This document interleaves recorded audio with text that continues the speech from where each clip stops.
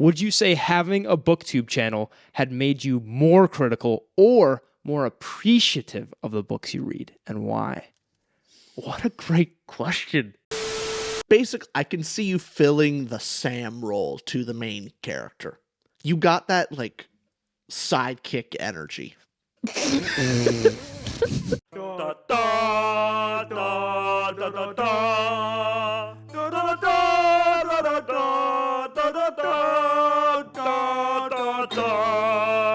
Welcome everyone to the Tutor Realm podcast. My name is Richard. My name is Austin. Today is part 2 of our 25,000 subscriber Q&A. You guys asked a lot of questions, and we didn't want to film a 4-hour video for YouTube. That was our main deal. So part 2. Part 2. Why not talk about ourselves more, right? Oh yeah, I love to just feed into the joke that I'm very conceited and elitist, because eventually if I keep telling the joke long enough, it'll become true. Right. You'll become the Ubermensch. Yes. This first question, again, you see a little bias in my questions here. It's coming from Orcish Dad again from Patreon. He has some banger questions. Okay, I had to include this. To be fair, he's our best patron member. Out of all of you, Orcish Dad's the best. I can say that with confidence and know that no one else is going to get offended at that. They're all just going to say, wow. Fair enough. I could be angry, but he's right. Everyone, listen, they could settle for second best. Everyone can. It's perfectly fine. He gives great advice. He's given us that recommendation for Grace of Kings 2. He really wants us to read the second book, which we ought to. But his question from Orcish Dad, thank you for joining our Patreon. He's been a member for a long time, though. He asks, do you have an example of a perfectly average book? Perfectly average. I thought this would be interesting to ask you. What is your perfectly average book, Rich? For me, real close. If it's not perfectly average, it's damn close. It's The Pariah. The Pariah for me is like, yep, it does some stuff. Agreed. It's not bad. It's also not great. That's kind of my thought on it. I think Anthony Ryan does some better stuff in Draconis Memoria. And his blood song, what is it called? Shoot. I have Bloodsworn Saga? Yeah, something of blood. There's one of his original ones. It was better. But Pariah, I'm on a similar page. It's pretty average. I'll throw out another one. Edge Dancer by Brandon Sanderson. Sure. It's short. To me, it's almost not even worth thinking about. It's like, it was cute. And then I moved on. Sounds perfectly average to me. I mean, that's the prompt, right? Yeah, fair enough. You were like, no, I don't think it's worth mentioning. It's just like an average. Wait a second. Yeah, it actually is. The next question we have is from Lopel, and Lopel asks, Lopel's been a fan for a long time, or a viewer for a long time. I don't know if they like us very much. He's not, That's a distinguish between viewer and the F word. We have to be very careful there. And Lopel asks us, what's it like to have a normal working day in your life? I mean, can you describe what it's like? And he's talking the podcast realm of making notes, recording, editing for the podcast. How does that kind of work for us? Chaos. Chaos is what it is. Chaos. Basically, we spend way too much time focusing on things we shouldn't, and then putting off the important stuff until eventually we actually have to record. Am I about accurate? What is your process for when the chaos is semi-organized? What do you do? What's it look like behind the screen of prepping for a pod episode? Oh, okay. We got the idea. The idea is there, okay? Then I go to work. Mm-hmm. Then I read. And then I get distracted by my reading. And then it's like the day of recording. And I'm like, damn, I got to scramble to get notes and think about this. Yeah. And then I do that.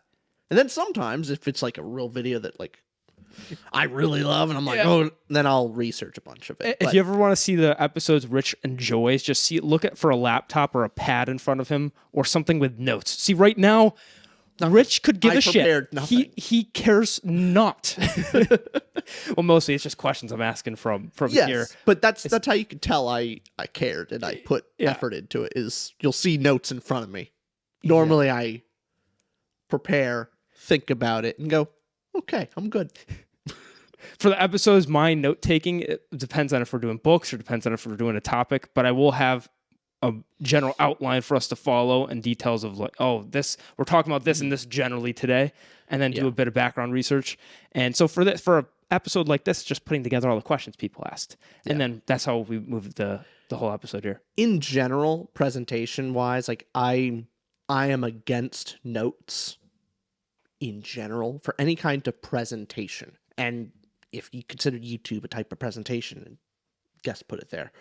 But it was one of the things I hated in my different classes where you had to do a presentation. People go up with their note cards and they're reading their note cards while doing. Hated it. It's like, no, none of that. You actually know the topic and then you talk about it and look people in the eye. Use a guideline. Yeah, I feel weird, especially when I'm having notes and I have to. Yeah. I don't like it because I'm like reading off something instead of being in the moment. So there's a reason I don't. Not just like I'm lazy, but I actually do have a reason. I don't like notes in general. Yeah, you prefer the going off of the conversation rather than like staring at your notes. Word. Got it. Oh, yeah. Okay, this next question is from Audio Starling, who asks, favorite and least favorite book you have had to read for school back in the days, Rich. And also, they said, love the pod, haven't missed an episode. Thank you so much. Oh, Thanks. That's great. So, how about you start off with this one? What's your favorite book that you read from school? Ender's Game. Ender's Game, being fantasy sci-fi nerds over here, I loved it. That I had to read that for school. I would have read that without school. They just opened my eyes to it. Amazing plot twist. It opened my eyes to sci-fi a lot, and I was always a fantasy reader, and that was one of my first important sci-fi books I read. Before that, I'd read things that are more dystopian, but I don't. It's weird to say dystopian is sci-fi in some respects, but you don't think sci-fi when you think Hunger Games, Maze Runner, Divergent, those things that I read growing up. Yeah. But the sci-fi was Ender's Game, and my least favorite by far is The Trumpet and the Swan. I don't think I read that one. Oh, who's it written by? Who the fuck cares? This book. It's not even the content of the book. It has nothing to do with the content of the book. It was a summer, and I was in like 5th grade or something, elementary school, and I was at camp, my grandparents' camp, with all my cousins, having the best of time. But my grandmother, she's the sweetest lady in the world. I love her to death. She's going to be on this pod eventually. She'll be on the pod soon with doing a Lord of the Rings review. She's the best. You're going to see how sweet of a woman she is. And while all my cousins and everything were having fun, enjoying the camp and the lake down there and everything, my grandma didn't let me join everybody unless I finished several chapters of the book at a time. She said, you can't go down to join anybody until you finish your next 4 or 5 chapters. And it just made me despise this fucking swan. Sorry for cursing so much, but that swan. So again, but I don't even remember what the book was about, other than that again, outside of the content of a book, sometimes your mood and what's going on around you can affect your enjoyment of something. And that was lesson number 1 in how your outside environment can affect a book that has nothing to do with the book itself. I hate it. Very true. Did you think of one that you loved and hated for school? I mean, up there for me would probably be Ender's Game or Brave New World. Yeah. I don't know how much I would say I enjoyed Brave New World, but it has stuck with me the longest. It's genuinely terrifying book, and probably, I think, more accurate than 1984 in terms of dystopian novels, and a more apt book for our time. Those are some of my favorites. My least favorite is actually a short story. By shoot. Wait, help you look it up? Help me look it up. It's A Perfect Day for a Banana Fish. Day for a Banana Fish. Yeah. I think, you got it. That's the book. I'm trying to remember who wrote it. J.D. Salinger. Yes. Yeah. So you read in school, you read his other stuff, but okay. I remember that short story, and I'm going to spoil it all for you because who cares? It's a long time. It has a high score on Goodreads. Yeah. It's basically a guy talks to a little girl about banana fish and how like this fish will swim into a cove and eat a bunch of food, and then when the tide comes back in, it's too fat to be able to get past its little pond area to get back out to sea. and basically gets stuck in a little water cove and dies. And he's like, little girl's like, oh, that's sad. He's like, yeah, but that's banana fish. And then goes up into his hotel room and shoots himself in the head. Huh? That's the story. What? That's it. Oh, yay. I understand he has a point and he's trying to say something. I just thought it ultimately was so weird, dumb, stupid. I hate it. I hate the story. You saying how much you hated that and that story has me curious. Like what the in between, the context in between him going, was it a message about Like, him? It's him. And the banana fish. Go ahead. Yep. He is the banana fish, shocker, of living his life and then overindulgent and then to the point where he's eaten himself and not eaten, but consumed or done something where he can't get out anymore and he feels trapped. That sounds interesting. And then he kills himself. You just hated it.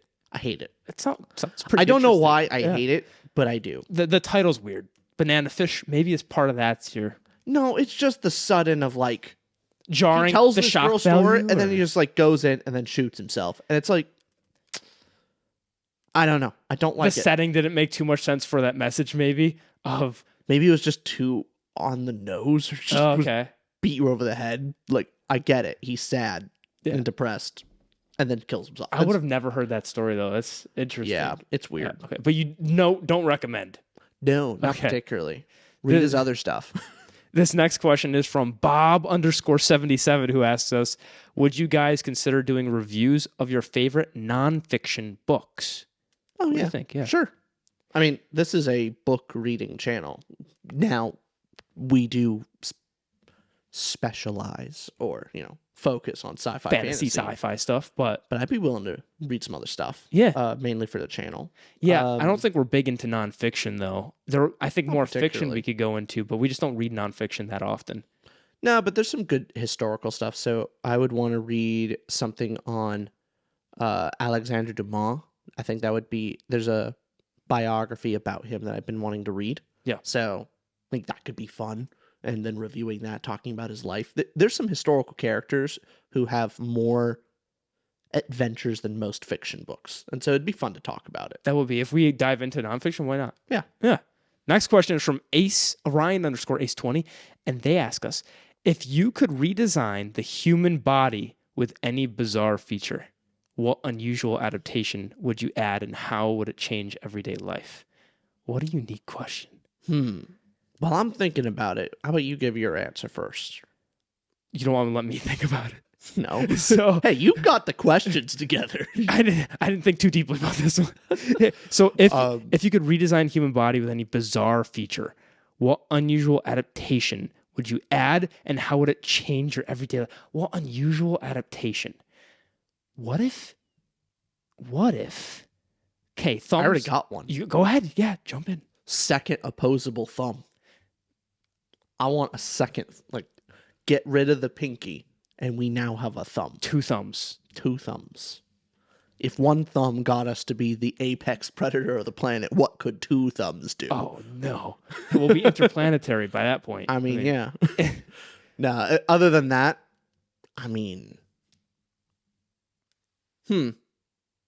probably the removal of some useless organ that kind of causes pain. So, gallbladder, but that's not as fun. Yeah, you want something neat, like taste buds on your feet. Okay, if I could.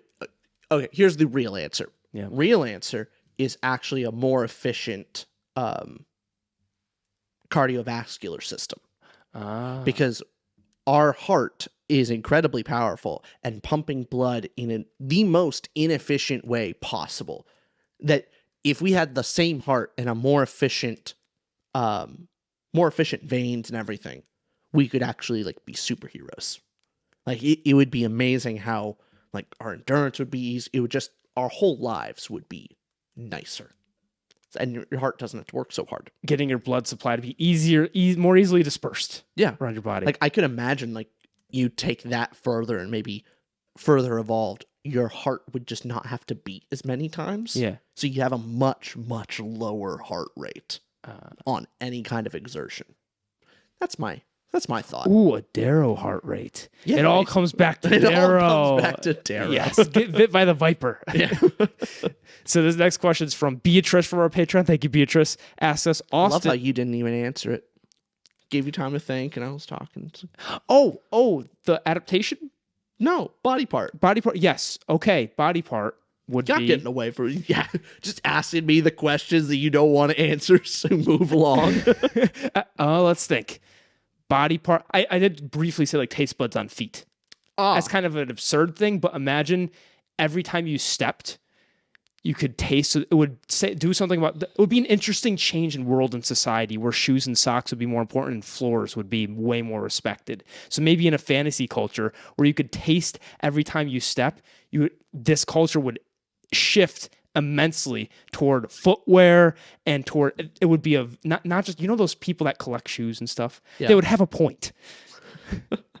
So what I'm thinking is the first thing that would happen is you'd have just a much cleaner society. Yeah. Because hey, no one would literally be like, oh my God, I might step in that one day. I don't want to try. So society would be more eco-friendly. Yeah. Wow. Maybe. It'd also just be gross. Efficient heart's fine, whatever. So this next one, Beatrice, our patron, thank you, Beatrice, asks us, Austin, do you think Richard will survive in a fantasy world and why? And then what about Austin, Richard? This is the why is important. So Beatrice wants to know if each other would survive in a fantasy world. It all comes down to one thing, and it's does that fantasy world have an abundance of food? If it doesn't have an abundance of food, not like food, abundance. My boy here is, he runs on like a 3-hour clock of he needs food in his body every 3 hours or else he just shuts down. Like you should see him when he goes like 12 hours without food. Start twitching. Oh, he's gone. He just becomes catatonic. So that's the only thing. Other it can't than be a fantasy he's island or great. something. It's got to be somewhere where the society is progressed enough to where I don't need to get my own food.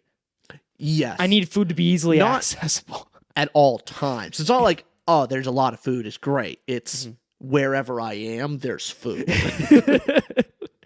Ready, available pasta at all times. If you just give me boxes of pasta, and that's it. Yeah, that's all he needs. And the capability of boiling water. But lots of pasta. You can get crunch that down. You can get it down. Hey, you put dry pasta in cold water, it'll eventually soak in. It'll get there. Oh God. Oh, it sounds so nasty. It'd take a while, but yeah. It would be very gross. Does that actually work? Yeah. Wow. So you know. You would not have that detriment for you of a fantasy world. I think you could survive. Yeah, that is not my hurdle. I have others. You have others, but I think your main advantage, you would do great in a fantasy world that was innovative. So Grace of Kings, you would do great because they're always technology's rapidly progressing. You'd be on top of that. I'd be having fun. You'd be Exhibit A right there. Like, hey, I'm leading this industry. I'd love to artificially be at the top of the food chain. You looking like Jeff Bezos would help here because you just have this. You'd create the new Amazon monopoly of we're making delivery efficient and we're improving the technology. Delivery efficiency, and then I should wash where my hand is. That was very okay. Put it down. Always comes out the German Reich every now and then, Sometimes it just pops out of you. You can't control it. And then the parts where you'd struggle a little bit more. Do you want to do some self-reflection? Where would you struggle a bit? Oh, what would be tough for you? Plenty. Let's see.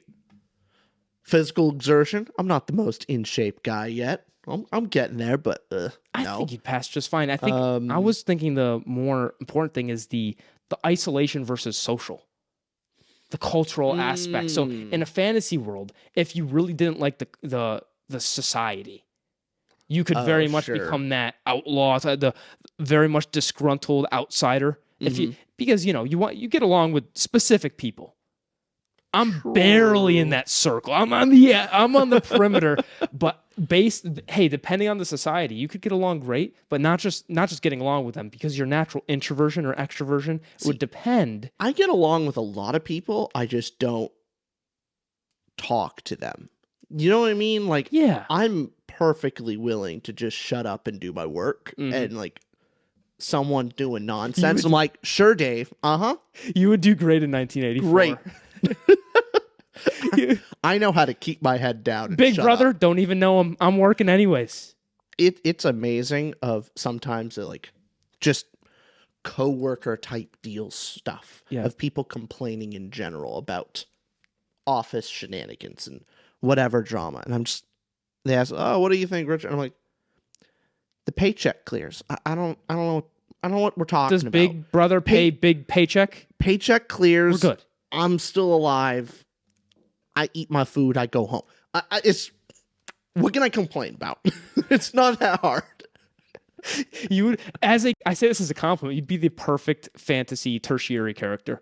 Oh yeah, Just a one-off guy with an appearance. You're just like, there's no issue. I'd have a cool line. Yeah. I'd have one fun line, catchphrase. Like, that's a funny guy, and then not seen at the very end, like cheering on the hero. You'd be the My Cabbages guy, but not that bombastic. Oh, my cabbage! You'd have more of the mellow, like quirky kind of the sarcastic, the sardonic guy. The gruff old man on the side of the road. I see you as like the main. I can see you filling the Sam role to the main character. You got that like sidekick energy. You both compared me to Sam, which was such an honor. And then saying the sidekick, just let's smush that compliment. Great question, Beatrice. That led to some. You called me the background character. I don't know. What's better? No. Tertiary. Come on. Side character or tertiary character? Which one's better? Depends on the side character, but yes. This next question's from Math_. They ask us, as you try to write your own books, what segments of that journey have you found the most challenging, and what has helped you overcome those challenges? Ooh. Well, the overcoming part, we'll get back to you. We're still overcoming, yes. I would say one big challenge, and maybe this would be helpful somewhere out there. I mentioned this in one video, and we said in the part 1 of the Q&A, talked a little bit about writing, but now that we have a nice sleep and rest and are more lively today, giving a more detailed answer to that I found out I'm a wannabe pantser who can't pants. So some writers, by pantsing we just mean someone who doesn't plot out a lot, but wants to put characters in a unique world and then let them grow, let them do their thing. Like a Pierce Brown, I think to some extent, George R.R. Martin, I think a little bit of an extent, and to some other authors Stephen King is the best example of this, where just puts a character, lets it flow, sees where the story ends. And that's what I wanted to do, because I felt internally like, oh God, if I plot this out, I'm going to lose the spark. I'm going to not want to write it out because, well, then if I know what happens, what's the joy in discovering? Because when you're reading a book, you don't know the answer. You're still discovering. So I kind of was treating writing the same way. But it took me a long time to figure out that it didn't ruin the joy for me of actually plotting this out. And the exciting part was realizing where all my characters were going or where the plot was going. So I just had to force myself to plot. And it helped me a lot with organizing things, but that's just a personal thing. I don't think that'll work for everybody, but I would say if somebody's going through, and hey, I haven't overcome this, so take this with a big grain of salt, but if you think you're a plotter, you think you're a pantser, try doing the opposite. That's what I'd say. What about you? My biggest one is I come up with a lot of great ideas, or I think they're great. That's big caveat there. I think they're great. Yeah. And then once I plot it all out and I do a lot of details on just the world, the characters, the plot, the story, everything going along it, I definitely lost that spark of just like, oh, well, now I got the story. And then maybe done. Yours is the reverse case where, hey, if you think you're a plotter, become a pantser. So maybe a little bit of the challenge overcoming here is you need to pants more. Yeah, I've actually, the most recent one, the idea I like the most, I've got the world building mostly down, got the characters at least started, but I deliberately, if not really fleshed out where I want them to completely go. So I'm just trying to get the bones of it Yeah. and come up with some things, the Right. setting of like, hey, here's kind of like what's the overarching story and plot about, and I can figure out some more points along the way there, but I'm not going to fully plot it out yet. So I think That's kind of so I can totally keep valid. the spark alive. Totally and, valid. Yeah. So then the answer to that question, what's helped you overcome those challenges? It's just trying something new. Or if it's not working, adjust. Yeah. Yeah. Yeah, there we go. Next question is from bookish_Ren, who asks us, what has been your most memorable video or moment so far? Oh, Rich. Which video or moment just comes back to you so fondly? Or maybe not so fondly. Just memorable doesn't have to be a good memory. Oh, true. Got plenty of those. What would you say? I mean, interviewing Brian McClellan is definitely up there. Oh, yeah. Other than that, it's petty, but I love our Black Adam video. For just how right we were. I loved how, when we put that on like TikTok and everything, and just everyone was calling us a Marvel fanboy. We're not. I just constantly sharing. It was like, oh, it's a great movie. And like you looked at all the online reviews when it first started coming out, and you saw people like kind of the Critical Drinker and Nerdrotic, whatever, saying like, hey, it's super anti-woke. That means it's going to be great. It's just a fun action movie. That's awesome. And then we watch it's like, sucks. This movie fucking sucks. It's boring as hell, and it's not even fun action. And everyone called us wrong, and then the numbers came out, and it was a massive flop. And the reviews tanked, and I was like, it felt good to be vindicated. I felt vindicated. It's the time where, I don't like democracy, but democracy proved me right. And so it gets a pass that Your time. t-shirt sales are plummeting now. Oh, yeah. No way anyone's saying you're saying anymore. It was very validating. I liked it. That's awesome. That was a great moment for me. So you liked, in retrospect, of how right you were. Oh, yeah, it was great. That sounds very humble. You need to teach us how you're able to just come off so selfless. I would say moments for me, moments or videos. Wow. I should have thought of this more, but I was captivated by what you're saying about Black Adam. I was like, where's this going? I don't know. So I didn't get a second to use my thoughts properly, but I would say,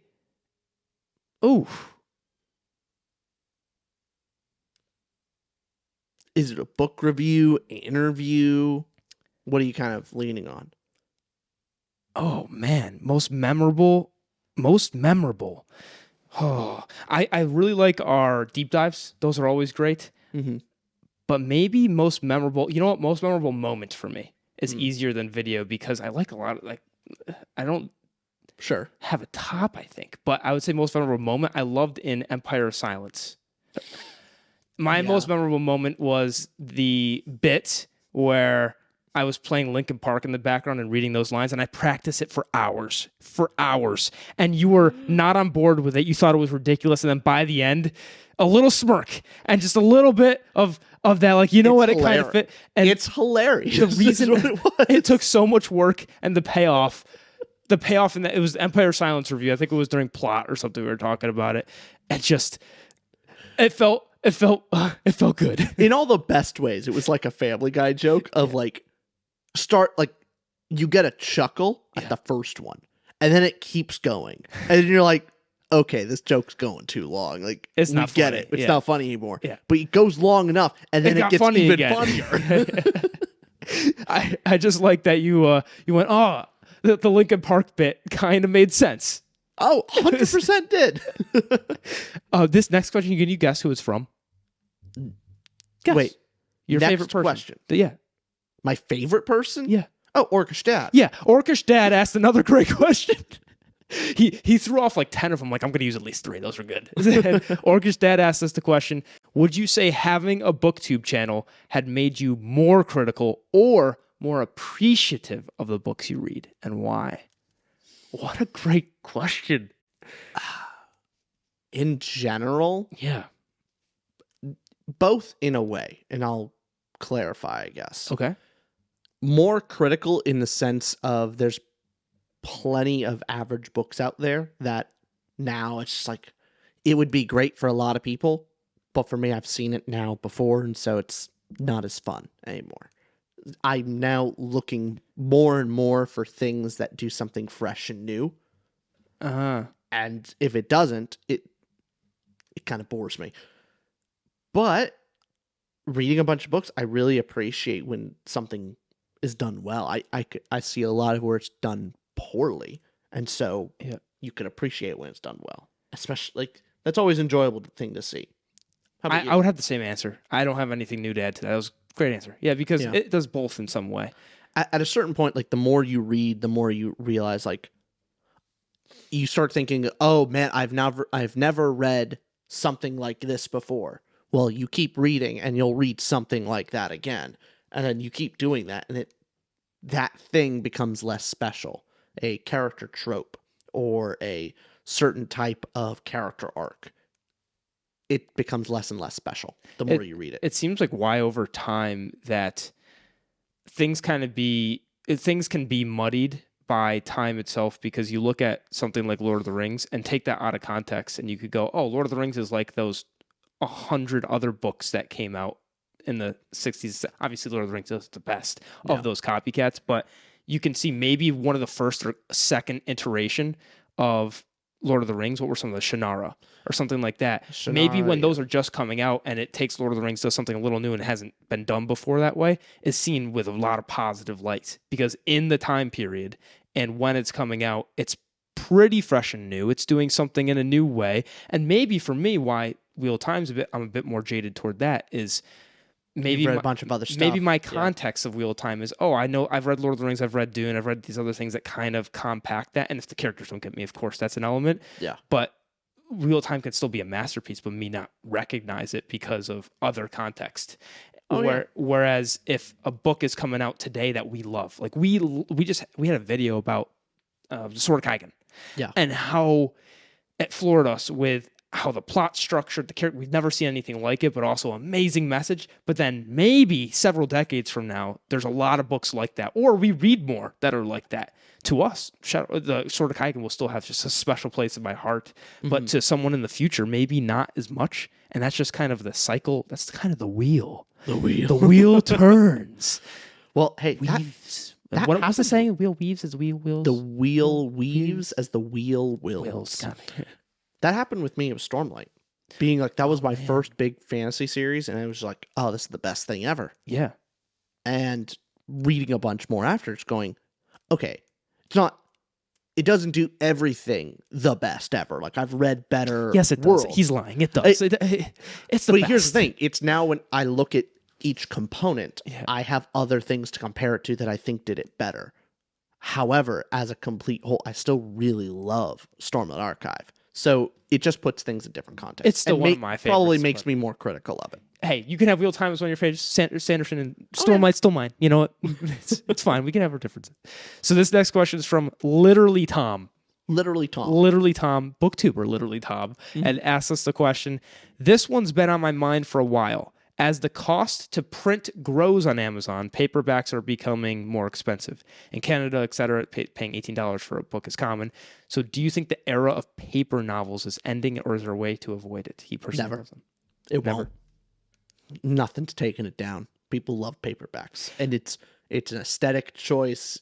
There's something special about it. Maybe sales will go down, but in the same way that vinyl is incredibly expensive and outdated, and you can get digital music for cheaper and better, and it's more storage efficient and everything, people still want vinyl. People still want the physical thing. Yeah, Same thing with books. Hardcovers definitely have an advantage for physical display. Maybe that more mass market or the paperback stuff that's not hardcover, well, that market can decrease if it becomes too expensive. Close, like let's say paperback versus hardcover is a $5 difference. Well, of course, people are going to get the hard. Oh, go ahead. The counterpoint to that exact thing is CD sales. Yeah. CD sales are if you want to collect physical music, but you don't want to spend a ridiculous buku dollars on vinyl, buy CDs because it's cheaper and you still get the physical copy. It's better audio quality than if you're getting like some MP3 off of Spotify. So, point being, if you don't have the money for buying a bunch of hardbacks, you could still have a nice collection of... that's what I'm saying. Yeah. Paperback. Yeah, that's what I was just saying.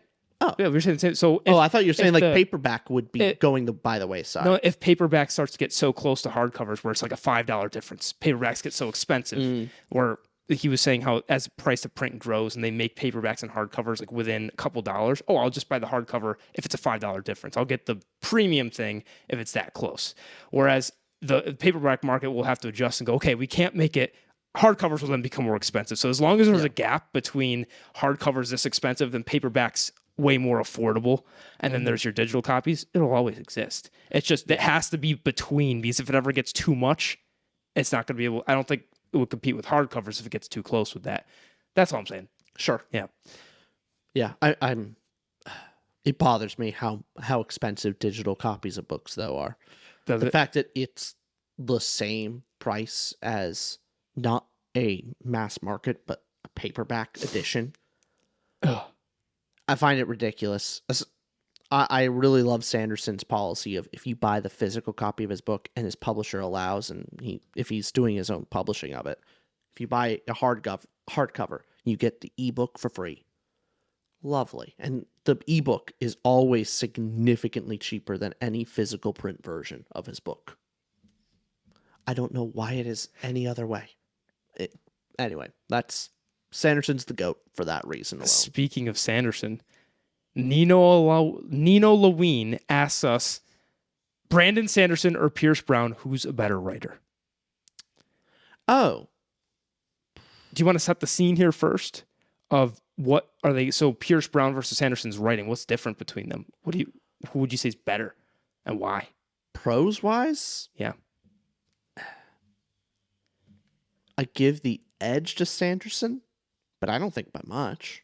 Interesting. I think Pierce Brown is also very good. I think he's on about Sanderson's level. I would say Sanderson in aggregate has more, but Pierce Brown has higher peaks, whereas Pierce Brown's prose is very quick, guttural, gets you into the scene, whereas Sanderson's is very utterly readable. And his whole goal is to kind of be he describes it where instead of having a stained glass window that you're looking and admiring at the window, and oh my goodness, look at that. He's having a clear window that you could see through, the window being his prose. Whereas Patrick Rothfuss or Tolkien have a stained glass window of prose where you appreciate the prose so much, and then beyond the window's the story. Whereas for Sanderson, his window's a clear glass. He doesn't want you to focus on the prose, but he still has his great lines and it's very competently written.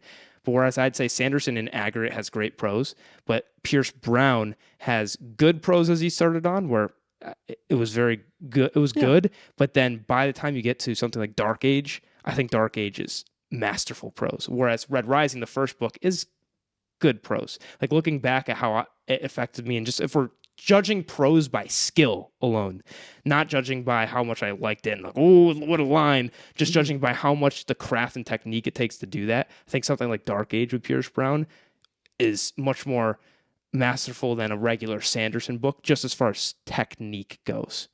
That's my general opinion. Fair enough. I consider something like Dark Age and most of Sanderson's novels about the same. Oh, fair enough. Okay. I mean, I think like Red Rising, the first book, is significant. I think that's significantly behind Sanderson's level, and if you're talking about General Sanderson. But yeah, no, I think now, especially both authors are about the same on prose level. However, Sanderson has written something like Emperor's Soul, which really great prose. Like it's a well-crafted story. I think it's really beautifully written. It's definitely my favorite of his works. I know he's capable of more. He just doesn't. To do that, he would have to sacrifice time. He would sacrifice for him. Time. He likes to be more approachable and wider appeal audience. He wants it to be fast action story. The books are already thick as it is. He doesn't want you to slow down on it. So I get why. And it's Emperor fun. Soul's a novella where he probably could have taken his time more since it's much shorter. Yeah. And so could have crafted that. Right? And it's also that hard to edit a 500,000 page word book. I mean, hey, that's why Patrick Ruffus is taking the time he is. His job of editing and writing his book is significantly harder than writing a Sanderson book. Like, just Prose-wise, yeah. prose-wise, everything around it, it's way harder. You think it's excusable he hasn't published the most recent book? That's what I'm hearing?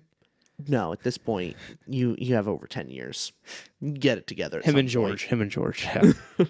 This next question is from Nico. And Nico asked us, what skills did you have to learn to have such a successful YouTube channel, and which skills are you still improving? To the last one, it's all of them. We're still trying to improve everything. Yeah. But what would you say, which skills did you have to learn to get this success of 25K? Rich, you did that. Great. That feels good, doesn't it? What do you mean I did that? You did that. No, You're the one putting those videos. I'm not fishing for compliments. It was all you. I had nothing to do.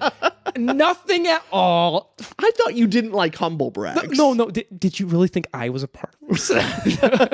I hate humble brags. But what would you say you had to learn? Oh, plenty of stuff. Videography is a big deal. Learning about lighting, distance away from camera, just generally the tech of video equipment and audio recording. Like what do you all need for it? Like, do you need audio interface, and what type of cables are you using? And for me, this took way too long. Is how just power cables interfere with audio signals. Yeah, that's a lesson to learn. Better public speaking, I guess. That's just overall being able to talk to a camera confidently and not sound as awkward, I guess. Because you look back at some of our really early videos, felt awkward. So definitely a comparison. Yeah. Other than that, it's focusing on getting a feel for what maybe people would want to watch rather than just what you want to do. I think we both can. There's videos out there where we'll do and we know like this ain't gonna do well, but it's fun for us. We want to do it anyway. Yeah. But then there's others where we're going, yeah, that's gonna do well, and it normally does. Like the ones we know. When we were putting out that ACOTAR video, did you think we were like, we don't know how this is gonna do? No. Oh, no. We knew 100%. We know titling it "Two Men Read ACOTAR" spicy. Yeah, no, we knew that was good. And we had such a fun time. That's my answer to the question before. My favorite moment or video. My moment is Empire Silence. My video, ACOTAR. I liked it. ACOTAR was so fun. It was both fun, ridiculous, and a little bit thought-provoking by the end of just male and female dynamics. Also, man and woman. I just loved the comments of people who's like, because we were saying men and then female, and nothing pisses a woman off like calling them females. Like that's just the advice I got for that. Is also it does sound weird. Does sound off. So it's when you're using it's use male and female, not man and female. This whole thing, right? Yeah. But also it just sounds wrong. Like you calling men males sounds weird. Same thing with females. It's like I don't know. In just general conversation, it doesn't sound. It's some of the things when we're talking about. Our favorite female character, for some reason that's a common saying. But yeah, you wouldn't say favorite woman character. That sounds. It's it's using the adjective versus noun or something like that in the saying. But anyways, that was ACOTAR. I loved that review. That was so much fun. And I loved the discussion. Our gym merch video. Oh, that was great. That was so much.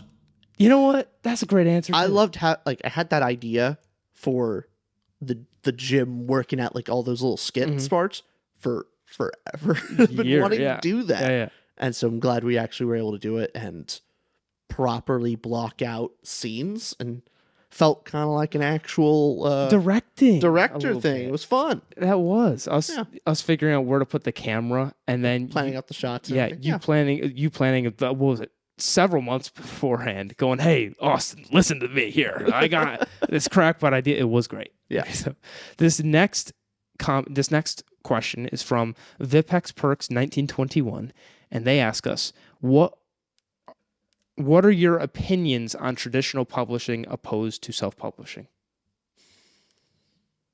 I mean, in general, traditional publishing has the advantage of it went you have a much better likelihood that it went through an editor, and there is some kind of screening process. Of the problem with self-publishing is twofold. One, it gives you the most variety. Okay. But with the most variety comes stuff that maybe isn't even bad, but it definitely isn't for you. It's like avant-garde. It's a little odd. It's not really what you're looking for.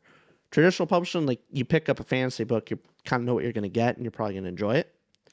Like in general, like the general level of quality with just published books, I find are just on the whole higher. Like they're at least, like an editor went through, they paid some editor.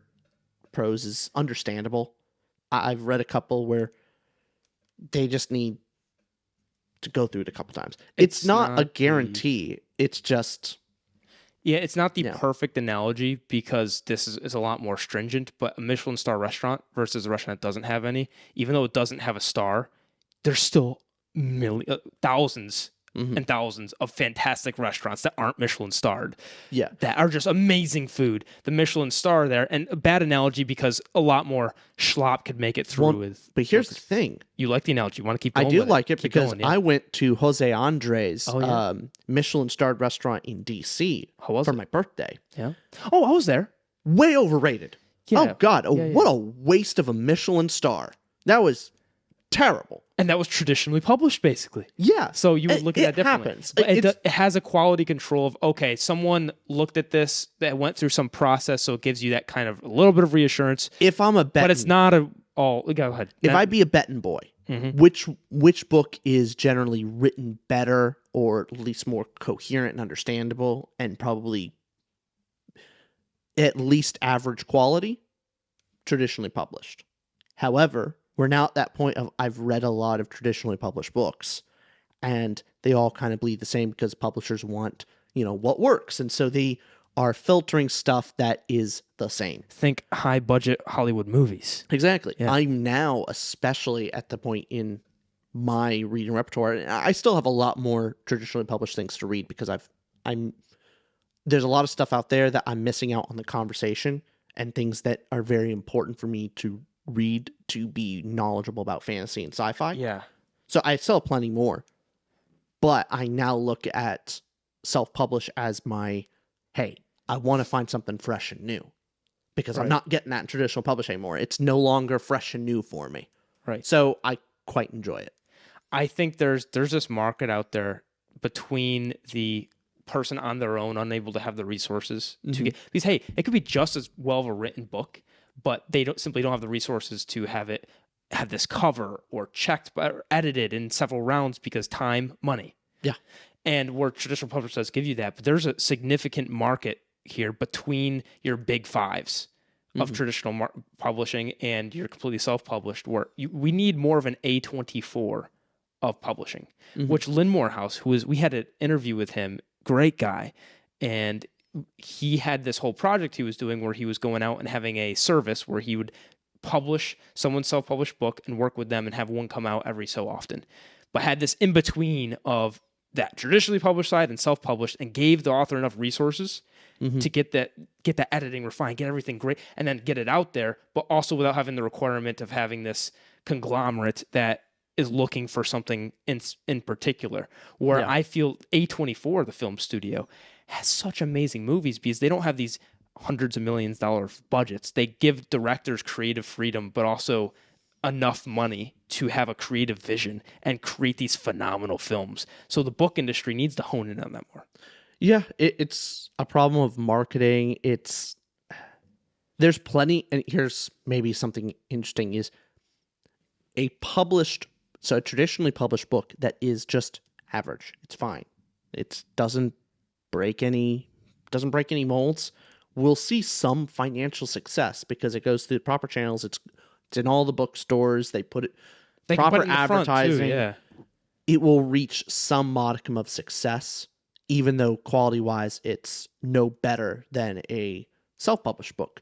But for a self-published book to do amazing, to honestly, not even amazing, just to do well and actually get some success, it has to be amazing. That's, I think, is a real problem, and it's a real tragedy, is there's a bunch of real good, just good self-published books. Nothing like amazing, but it just being good is not enough for it to get appropriate success. It needs to be legendary for it to even see success. So can I give you a good example? This in the box office realm, Black Adam, what you were just talking about, made $393.5 million. That's still way under what they needed to get, but almost $400 million in box office gross. Versus A24 or something in that lower, those kind of films, EAO, their biggest ever, got almost $150 million. Yeah. I know my whole example here was having more A24 of publishing, but even just having these larger budgets or marketing capability or having a face, obviously it helps that they had The Rock. There's a lot of variables in there. But even just alone being a bad movie that just has enough of a budget, it's going to get faces there. Yeah. Even if it's low quality. Well, makes me think about for self-publishing. Yeah. You've seen a lot of success coming from the smaller book series. So especially something with a lot of books and a long series, but more serialized, like a TV show type deal. I'm thinking lit RPGs seem to have a lot more success in the self-publishing world. Yeah. So Dungeon Crawler Carl, seen some great success. You look at is it Soul Shard? Oh shoot! Sorry, I can't help you on this. Is it Ryan Cahill? Oh, Ryan Cahill. I think it's Ryan Cahill. Anyway, how he's doing his self-publishing is really successful. There's a bunch of books in the series that volume works really well for a self-published author.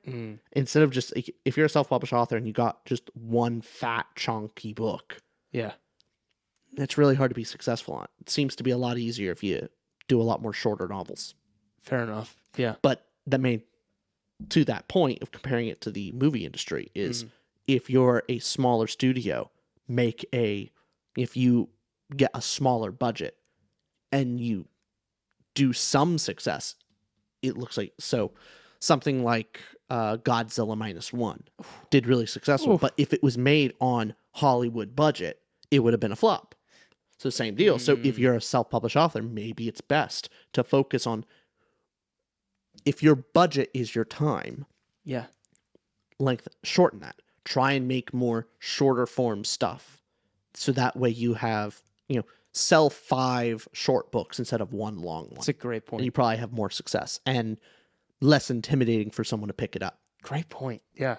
A lot more novellas in the self-published industry. Because can you imagine you're a self-published author, you spend 2 years on one book. Right. And it's a thickums. Like, trying to sell that is pretty hard. Versus you spend... And someone might be way less willing to 3 to 5 months on a short book. Exactly. They're more willing to, 100-page novel from this new author? Sure. A lot easier of an ask, because we get emails, just to give anybody and say who's a self-published author, it's very tough. We get sent these large epics 3-volume stuff with 800-page each book. We can't allocate the time for that. It's even difficult for us to locate a time for one indie book. And on top of that, we have this new series that we're very excited coming out, where we found a way to make it work. So feature indie authors. Basically, don't spoil for them. Yeah, they'll see. Okay. But there's going to be a bigger barrier to entry for other people who want to read your book if it's that long for a first one. Sanderson gained the credibility to be able to write over 1,000-page worth of book because we trust them. So it's very tough if that's your first book ever. But great point with budgeting your time. That's a good takeaway. I like that. There you go. This next question is from Orso9794, and Orso asks us, when are you guys going to give up on trying to read books and just look up the wiki so you can pretend you've already read everything people ask you to read? That answers our last question of never mind indie authors. Give us, indie books don't usually have a wiki. So it's tougher. Foiled again. But that is... I actually do have to go to the wiki of books sometimes if I've read the book 2 years ago. I say Wheel of Time, you probably still have to do that. Oh, yeah. No, the fact that I read The Shadow Rising at 6 months ago. Yeah. I reread it 6 months ago, Yeah. so I had to go back to the wiki to just brush up. I'll go back to Stormlight wikis and be like, oh my god, that did happen. Wow, that was a great moment. And just remind yourself you love it so much. And you go back to Shadow Rising going, oh. This next question is from Luke M233 and asks us, who is your favorite character ever written, Austin, and why is it Rand? We're ignoring that. Next question is from Gitochi, and Gitochi asks us, which one is that book that got you really to start diving into books more deeply and really appreciate the medium? So Wave Kings got us into reading again and sparked that back, but what's the book that got you to deeply appreciate the medium? I think those are different questions. That's why I included this one. The Silmarillion. Silmarillion, really? Silmarillion kind of opened my eyes on basically the level of detail and importance a story can have. I thought it was just genuinely beautiful and one of the more fascinating reads, and just sparked my curiosity all the more. So I enjoyed that personally. Other than that, Brave New World of how important a book can be. Fantastic. What about you? First that comes to mind is Pure Nessie. Pure Nessie for me was one of those books that, although I love, other books have connected with me on a deep level and made me really think, but Pure Nessie had this charm and magic to it. Fantasy's all about magic, but Pure Nessie was enchanting.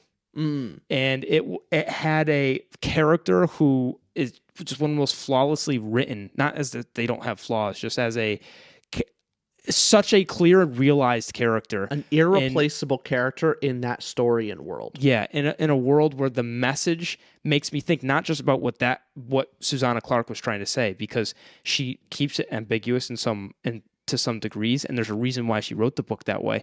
But I think 10 different ideas stem from what she was going for that could lead people to having completely different interpretations of the book, get something completely out of it. And that it wowed me to how short the novel was, how much of a gut impact it could have. And I don't think you could do that outside of fantasy.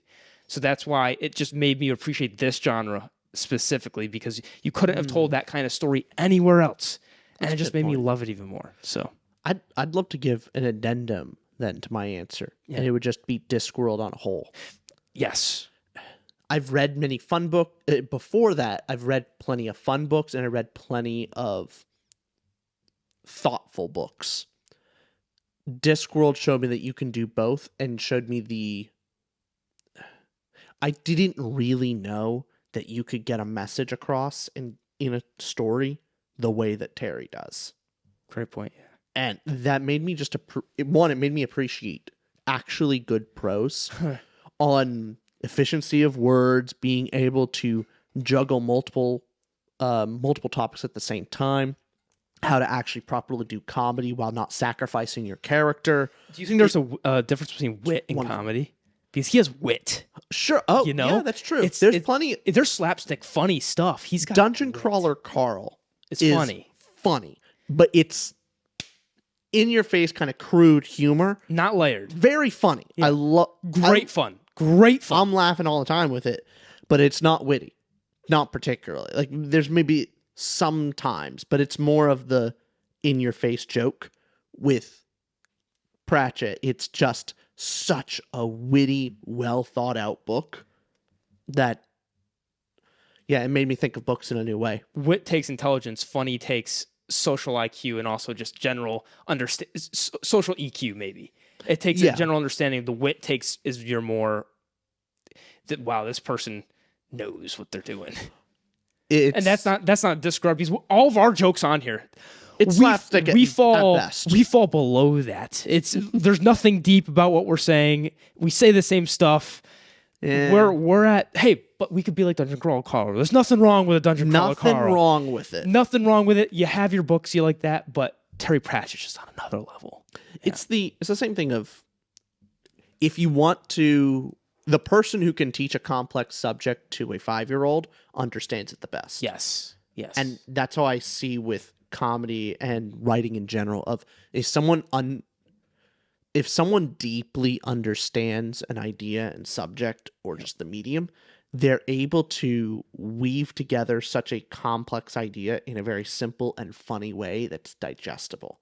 And I think that's what Terry does masterfully. Perfect example. Yeah, he does that. Because you can give that to almost anyone, and maybe they won't get all the message. Maybe they won't get all of the points, but they'll come away with something. Yeah. It forces you to think. It forces you to also enjoy. It's Yes. not you can read that and actually still have a fun time while learning something. Great point. Great point. Man, this next question, great question. Thank you, Gatachi, for asking that one. That got into a lot. Griffin asks us, as a current writer, I can't help but wonder, what do you, Austin Richard, want to see from most of the next wave authors in sci-fi and fantasy? Oh, great. How about you start this one? What do I want to see in the next wave?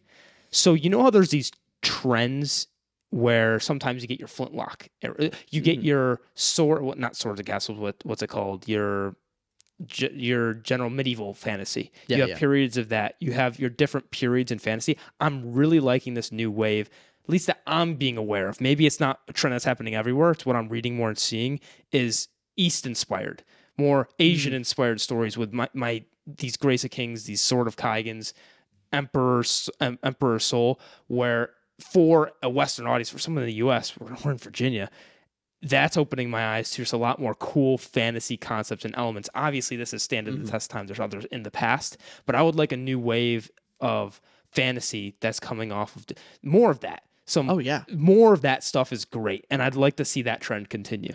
For me, I'm amazed that the only fantasy book that was inspired off of African culture, and I believe Kenyan specifically, Rage of Dragons, is Rage of Dragons that I've read. I don't know if others exist, and I haven't done a ton of looking into it, but I'm surprised that seems like something that should be explored more. Yeah. And that's what I'm kind of hoping is, more from different cultures, just because it'll freshen things up. 100% agreed. And it's the same reason I enjoy the Seven Samurai and the Magnificent Seven. Is so cool. Of telling the same story from a different cultural perspective is really cool to see. Yes. So that's great. That's great. This next question is from Daniel McCarty, who asks us, what series that you haven't read yet are you most excited to start, and what do you know about it that makes you so excited? What is it for you, Rich? I can refer to my earlier answer in the last episode, which First Law. Okay. I'm very excited to start First Law, and I think I'll really love it. Yeah, I'm excited to... Overall, man, there's a bunch of them on the horizon, but I think I'm most excited for... I'm planning on reading a bunch of one-offs, but Malazan I'm excited for, but I'm putting it on the far back burner because I know it's the type it takes. Yeah, I've already started most of the series I was excited for, which isn't. So I was really excited for Sun Eater. I'm definitely getting what I wanted, so that's great. That's great. Yeah. Ooh. I'm having a hard time thinking of the next one I'm super excited for. Is The Will of the Many a series? But I already started it. Oh, I'm trying to think a series I have not started that I'm super excited for. I have a bunch of stuff that I've started and I'm in there. You know what? We've started this, but I will say another exciting one, Grace of Kings, Dandelion Dynasty. Yeah. Heard amazing things. Even though we read the first book. Yeah. It's one of those things that's on the TBR, keeps getting pushed down, but it's still something I really want to get into the rest of those books with you. Sure. I agree with you. Yeah. I'm mostly, I guess here, I'll give this one. Yeah. I am most excited for the second trilogy of First Law series. So Joe Abercrombie's second series. Okay. Because from everything I've heard is the first trilogy is the weakest, and that the standalones and the second series are even better, like way better. So that's what I think I'm most excited for. Awesome. Okay. This next one is from Brother Ed. Ed from the Brothers Gwyn. Booktuber, fellow brother. He asks us, how many arguments do you have per video? I'd say our over under is 3.5. Yeah, I think we do got to keep it a healthy, like at least 3. A compliment every third episode and 4 arguments every episode keeps us in a good balance. If we go something like we only have like 2 arguments in one video, it makes the compliment look a little bit more positive, and I don't like that. We hide those as much as possible. Yeah, no, if I'm giving you a compliment, I have to have at least 5 arguments with you in that video. You up it. Yeah, exactly. Next question is from Tanner. Tanner, buddy. He asks us, if you were sworn enemies in a fantasy setting, forever destined to battle until one of you slain, who would be the hero? Who would be the villain? What's our objectives? So if either of us were in a battle to the death. What's our objectives? Who's the hero? Who's the villain? What's the whole story? Oh, I'm the villain. I'm trying to bring down democracy and bring the one rule. I mean, look at the bookmarks we have. Yeah, no, I'm the villain. You're the hero. I completely get it. What am I trying to do? I think maybe you're trying to establish monarchy. Yeah, I think so. You're trying to establish that, hey, I don't want to rule, but I want someone to rule. And your villain's objective is I will be the person to force someone to step up. Oh, no. I'm going the steward's route. I'm going to establish the monarchy. I'm not the monarch. I'm the steward. But someone's got to get this started. I'm the one that everyone's going to blame just to elevate. Kunigaru. You're the... Just think about it. Oh, wait. Oh, so is that my plan? I'm going out and I'm establishing the monarchy. I'm destroying villages. I'm doing all these evil things. Like the bad guy. Ultimately, now you're the hero. Come along to take down the villain. And then ultimately... Really? You're in my pocket telling me everything to do. Oh, yeah. No, I basically just lead you along. Oh, my God. Then eventually, you become the monarch. A book about how the villain and the hero kind of on the same side, but you figure it out at the end. You think they're fighting, but really, it was just you putting me to the hero status.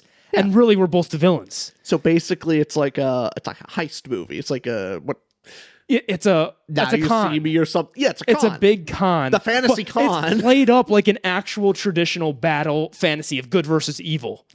It's actually played up that way. And then the big end is you just find out, no, this was the whole point. You actually won. What a story. Can you imagine, like, you have to make it like, well, you don't have to, but it'd be fun to make it in a standard fantasy setting, medieval, all that, where the hero is this valiant knight of the kingdom, and his king sets him on a noble quest to go take out this evil king who's going off conquering other nations, all throughout the whole story, and then eventually that knight becomes the new, like, he goes back, he tries to save his king from an assassination attempt, and he fails, and and ultimately he becomes the new king of all the realms, and the villain is just like, nice.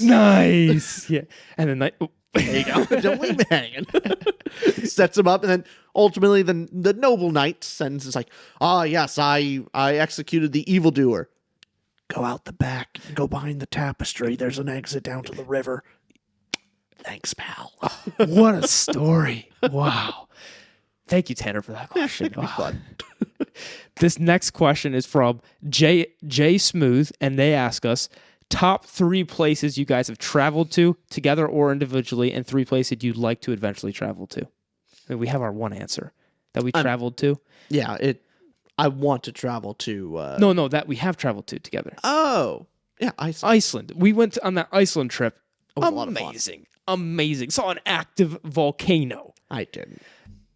I saw an active volcano, but we were in the lagoon together. That was fun. That was good. Well, okay. So we had 2 groups that split off, and then your group was on a hike. Our group was near volcano. And then that was something. But Iceland was amazing. It was great. It's I got magical. to eat whale, shark, puffin, reindeer.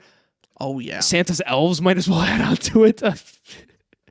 But I got bread that was made in the ground by geothermal baking. Oh, it's great. Nice. I couldn't have it because it had dairy, but it looked great. That bread had dairy in it? It did, unfortunately, but that sucks. It looked great. It was smelled delicious. Great.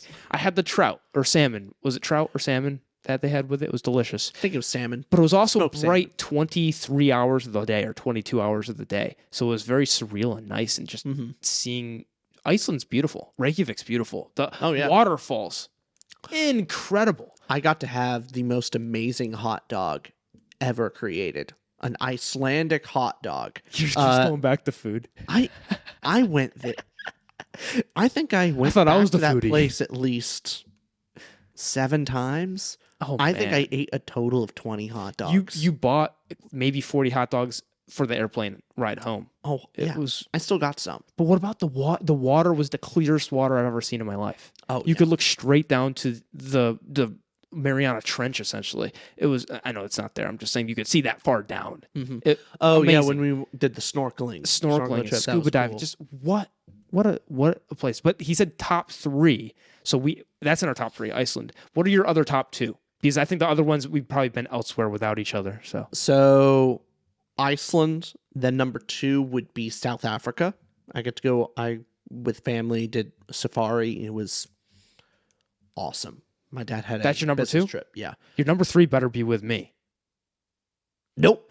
No, I think it is. I think I'm going to correct you. You're going to. What are you saying is your 3rd favorite place you've been?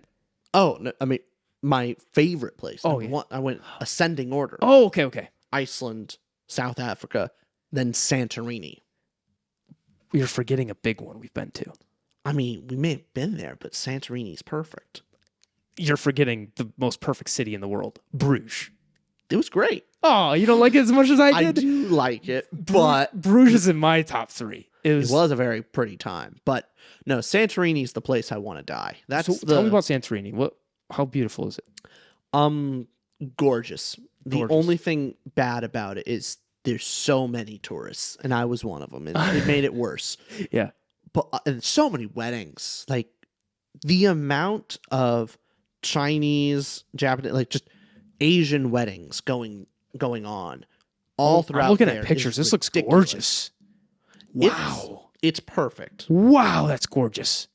Yeah, no, it's Holy crap. I as I was leaving, I was thinking to myself, I don't know if I can go back there because I don't think I'll leave. That good. It's one of those places of there's plenty of stories of people who go to Hawaii and then basically they just decide not to leave. They call their family back home. It's like, Yeah. sell my house, get rid of my things, ship some stuff back here. I returned my plane ticket. I'm staying here. Like met several good. people that way. Yeah, Santorini's the same way for me. I want to get a sailboat and just be there. That's awesome. That would be lovely. That was the most memorable experience for me. What about the 3 places you'd like to eventually travel to? A quick 3. Bang, bang, bang. Want to go to the North Pole, so I want to see that. Want to see the Aurora Borealis. Aurora Borealis. There we go. Yep. Japan, because it looks pretty. Sounds cool. Yes. A little expensive for me. And then I'm with you. Japan, South Korea, maybe? maybe South Korea, but I probably would go with. I kind of want to go to Brazil. Brazil. That's kind of my That'd be thought. great. I mean, just rainforest stuff like that would New be fun for me. Zealand. New Zealand is on top of my list, Yeah. so Though I would love to go to Hobbiton with you. that would be fun. That would be Eventually, this podcast will pay for a New Zealand trip, and we can make that as a business expense. If we do a whole but podcast do you wanna in Hobbiton. Plug the merch, the Patreon real quick. Oh yeah, buy our shit. If the whole villain hero thing with Rich looks like the villain on our bookmarks we have on tutorramble.com. Here's the wonderful thing: other people will lie to you, and like they'll be a happy face of, "Hey, check out our merch." It's like, I'm being honest with you. Just please buy our shit. Don't you want fun hat? I will That say gives us money. the thing that I am happiest with though is our bookmarks are We actually put I- a lot of time yeah. and effort into those bookmarks. That Those- were great. those are amazing, and the artists were phenomenal. Mm-hmm. Oh, love it. Okay, this next question is from Drowsy9701, who asks, "Who would you replace your co-host with?" Ooh, I'd have to find someone to do all the work for me. That's pretty hard. That's Who would you replace me with? Honestly, I don't have anyone. Wouldn't do it with anyone other than you, bud. I was gonna say the same answer. This was, It's actually a lie. I'd change them out with Bookborn. Bookborn's great. it was almost such a good moment. I thought that was our one compliment for every 4 disses. Okay, not joke wise. Yeah, no, I wouldn't do this with anyone else. Now I feel uncomfortable. Yeah, no, because you gave it, you took it back, and you gave it again. It's you just choose, it. just choose one. I tainted it. I couldn't have. It's it not both even ways. real. Wow. Yeah. Well, you know what? I'm gonna keep my answer. It would be you, Rich. Thanks, bud. This next question is: what did you go to school for in college? And this is from Zeke, who asked. Went to school for business. Business. Terrible decision. Go for an actual degree. Yeah, with real skills. I went into liberal arts, and I don't regret it because I that word regret, I feel like then you don't like where you currently are because it leads you to the path you are today. Sure. But definitely did not enjoy and am not passionate about what I went to school for, which was communications and political science. The liberal arts. It's not for me. Yeah, I regret because I think I could get to the same place but better. But just I should have gone computer science courses because it's what I like sense. anyway. Like I'm basically now having to do self-teaching on my own what I could have just done in school. That makes sense. So you regret it more. Yeah, because it would have just helped me on my path a little faster and smoother. Yeah. I feel I would have liked to go for something else, but going for politics and communication, it taught me valuable lessons about what not to do and not what to think, but changing the way I approach things and also changing my thoughts and changing over time from freshman year or even end of high school to today, seeing the importance of your life and the priority of what you should prioritize, how to communicate, and thinking at one point I'm a know-it-all. You know, you humble yourself a lot through degrees like that. And I learned a lot in college. And after we continue to learn a lot, but stories both taught this, and also our own personal stories help you kind of develop and just your daily life. So I learned stuff doing that I wouldn't have, but I don't think it was worth hundreds of thousands of dollars to learn those lessons. That's basic. College does have value. It certainly does. It's just that is the value worth hundreds of thousands of dollars?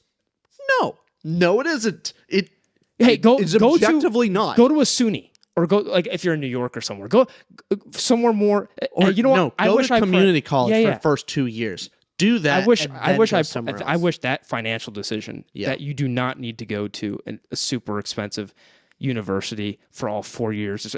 Here's the thing: you're going to find people that say like, "Oh, college is worthless." No, they're wrong. Like people do take that too far. That in the job market. That there are lots of companies, arguably most larger companies, that if you don't have a college degree, they just won't even look at your resume. They won't even consider you. There's plenty of jobs out there where payment structure is based on your level of education. And it's just a box to check because there's legal loopholes. You know, companies are not allowed to pay. They have to have a very set structure on how they pay people, or else they can get sued. Right. And so part of that pay structure that they can do is basically, do you have a degree? It's an easy way for them to hire someone else over another. Right. There's a bunch of reasons why. Means you need the degree. Doesn't need to be a great degree. It just needs to be a degree. They don't care. So it's vitally important to have one for a lot of different careers, unless you're doing a trade. But then just go learn the skill and learn off someone. Usually the answers in life, and hey, if you're in an office, I learned this in college as well with the degree I was going for. The answer in life is usually not the extremes. If you feel like you're completely on one side, even like for the political aisle, like you have to introspective look at, wait, why am I thinking this? And go, yeah, your side has points, but that's always, books teach you that as well. Books teach you to look at things in a new perspective. And something with budgeting or going to college, the two extremes of saying never even look at college as an option is wrong, and the option of spend top dollar. Hey, if you're going to an Ivy League where you're super valuable. There's always exceptions to this, but usually the answer is in between of make the right financial decision plus what, depending on your degree, think what your degree is actually useful for after college. So That's if you're probably the that's most a big important is you look at the particular price. degree. Yes. What are you getting for the amount of money you're putting in? Yeah. Is just the most important question when considering going to college is what do you expect on getting out? Just take a look at what that job market is. What's the likelihood? Depending. So, example, if you're going for a finance degree, to get a good job after having a finance degree, you have to be sort of top of your class. They don't hire like your C's students. Like that's there's some degrees like the good jobs come from that, but or something like marketing. Yeah, marketing kind of connections. A lot of these things are, hey, get a good internship in college or get a decent job to propel, get you what college is good for as well is getting you in good social groups and getting you in good employment opportunities because you know people. That's what it's valuable for as well. But the important thing, don't listen to the actual college telling you this stuff because they're just trying to sell you any degree. They get the money either way. And you need to look at, hey, how much is this degree costing me? And what is the job I'm going to get afterwards?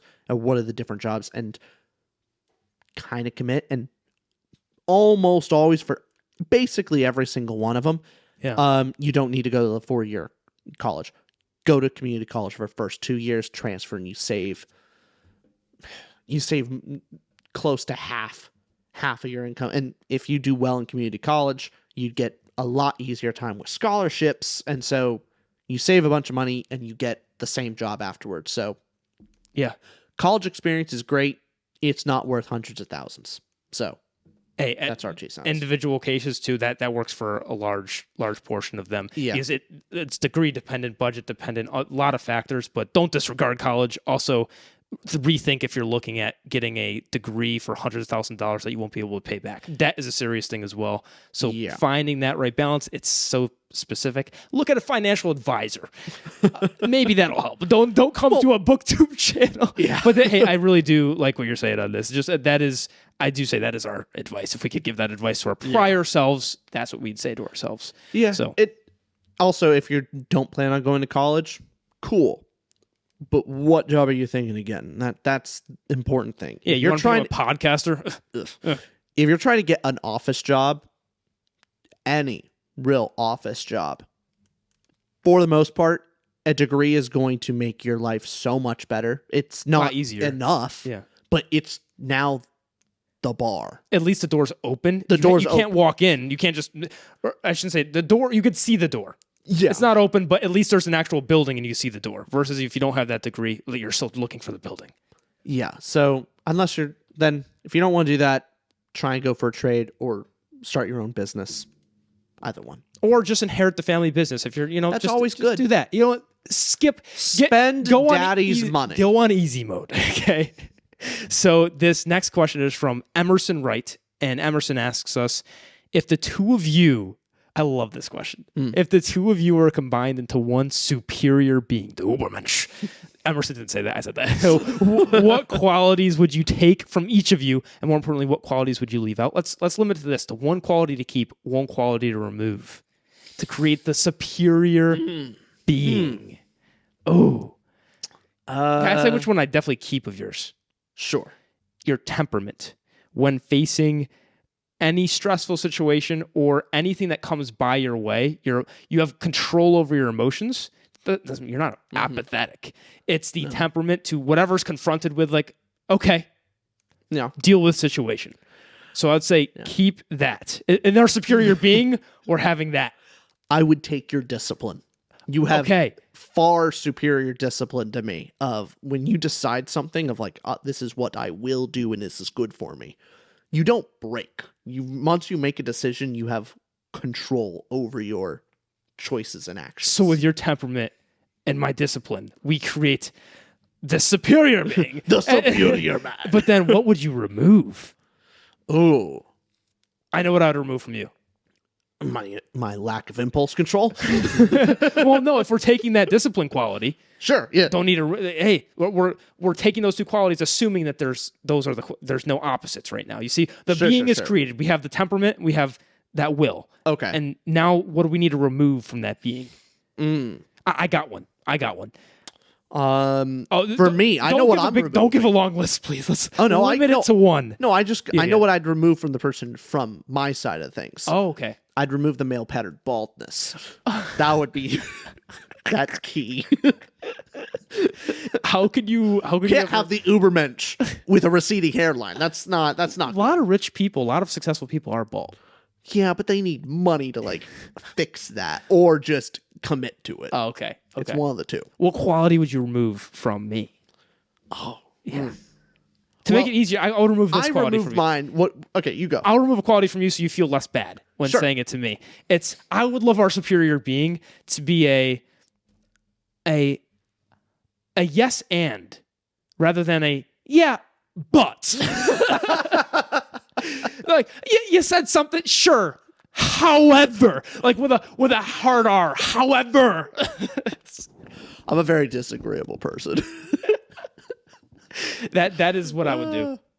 I'd temper down your ADHD. That's probably what I would do. That's a good point. Just staying on top. Like, we both had the problem for different reasons, but like staying on topic and not, only doing that for 8 hours. That would probably be good. Yeah. We would get more things done. We would. Combine that and we create the superior being. Yeah. Good point. Okay. Our next question is from Ryan, and Ryan asks us, what is it about stories that captivates you so much? Alternatively, what makes for a great story? Let's answer that. What captivates us about stories? Why are stories important, basically? Why do they do it to you, Rich? Basically, it gives you a perspective on life that you would not be able to do so otherwise, or at the very least you could. It would just be a lot harder to actually experience someone else's life. There's no better way. To gain knowledge, there's no better way. So, great point. Why learn all the lessons yourself when you can learn from others? Yeah. The practical matter of it, learning from stories, learning how to say stories as well. I think every job, every practical element in life includes stories. Whether you're selling something to the person, it's selling the story. Whether you're communicating to an audience or you're communicating to your family members, if it's something that you're not, even if you're not selling something, just for you to talk to your husband or wife. Yeah. You're explaining a story to each other to try to communicate on the same page. Oh, yeah. And so it's the practical matter of everything is stories, and just books are a longer form and deeper way of communicating and getting across a message or entertaining you. It's everything. It's everything about life. That's what humanity is. I mean, there's more to humans, but we are a species, whether it's from God or whatever you believe, or a species that is here, and the only way we move along step by step is through stories. Yeah, that's a great point. It makes me think about how an editor for a book is so important, because as a writer, what you're trying to do is, everyone thinks in their own head. Everyone has their own thoughts. The important thing is trying to be properly understood. And the reason why an editor is so important is an author may write something and then say, hey, I think I was really clear. An editor goes, this makes no sense. Right. I did not pick up on what you're trying to say. And then it goes through the revision process. That's an important lesson on just communicating with others, that you think you make sense. And so when you talk to someone and they disagree with you or they argue against you and you go, they're an idiot, they don't understand what I'm saying, or, why do they disagree with me? I think I'm saying something pretty obvious. Well, you're not being clear. Oftentimes you're just not communicating properly. All right. And that's an important lesson to learn. 100%. 100% good. Man, this pod's got an element. These Q&As have an element of sometimes getting interesting and deep, sometimes just being our schlop. And I think we mix it correctly with the schlop and the interestingness. Yeah. That's what keeps people guessing. It's like, are they going the schlop answer? Or are they going for a point somewhere in that cloud? This next question The person's username is "Tell my wife I love her." That's just oh, we will tell you. Hey, he loves you. So this person asks us the question: as the channel has grown, do the two of you feel like you can still hang out without thinking about it, or is it always in the back of your mind? What a great question. What do you think about that? It's gotten harder. Yeah. Often. Well, and thing is, it's what we're passionate about. We really enjoy doing this, and so when we hang out, it inevitably leads to that. There's been times like when we're out to, so yeah, it's definitely in the back of our minds. I mean, it's a huge part of our lives. There's been points where we've had to be out and be like, no business stuff today. Or like, we had a dinner the other week, was it? Remember? I was like, Rich, cooking this meal, which was, I'm sorry, I didn't cook the best, but hey, cooking this meal. It was better than other times. Yeah. And I said, you know what? We're no business talk, just little life stuff. We sat down, ate, and I'm like, okay, this one business thing.